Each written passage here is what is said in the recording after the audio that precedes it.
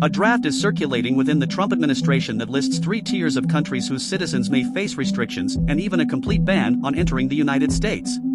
The proposal, considered broader than the restrictions imposed during Trump's first term, targets citizens of up to 43 countries.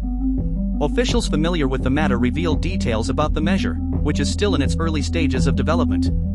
The draft, prepared by diplomatic and security officials, suggests a division into 3 categories: red, orange, and yellow.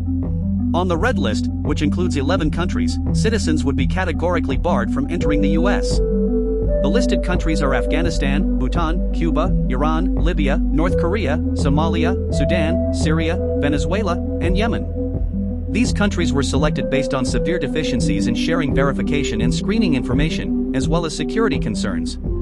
The orange list includes 10 countries where restrictions would be less severe. Business travelers or those with specific visas might be allowed entry, but tourists and immigrants would face significant barriers.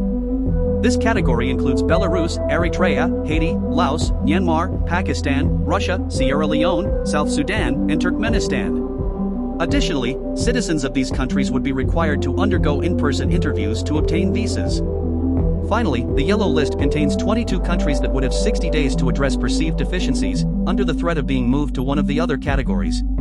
Angola, Antigua and Barbuda, Benin, Burkina Faso, Cambodia, Cameroon, Cape Verde, Chad, Republic of the Congo, Democratic Republic of the Congo, Dominica, Equatorial Guinea, Gambia, Liberia, Malawi, Mali, Mauritania, St. Kitts and Nevis, St. Lucia, São Tomé and Príncipe, Vanuatu, and Zimbabwe are among the mentioned countries. Embassy officials, security experts, and intelligence agencies have been asked to review the draft.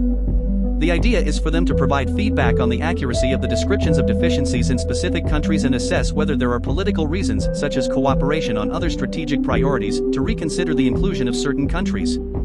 Trump gave the State Department 60 days to finalize a detailed report identifying countries for which verification and screening information is so deficient as to justify a partial or total suspension of the admission of their citizens.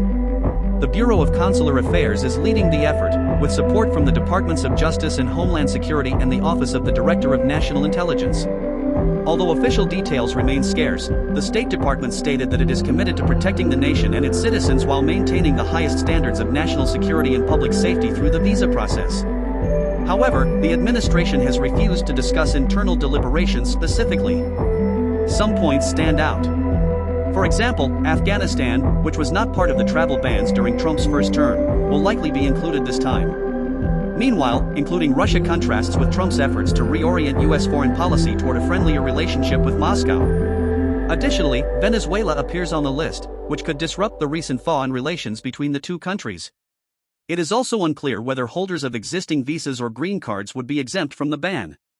Recently, the government canceled the green card of Mahmoud Khalil, a former Syrian student at Columbia University, accused of leading protests against Israel's war in Gaza, sparking a legal dispute over the legality of the measure.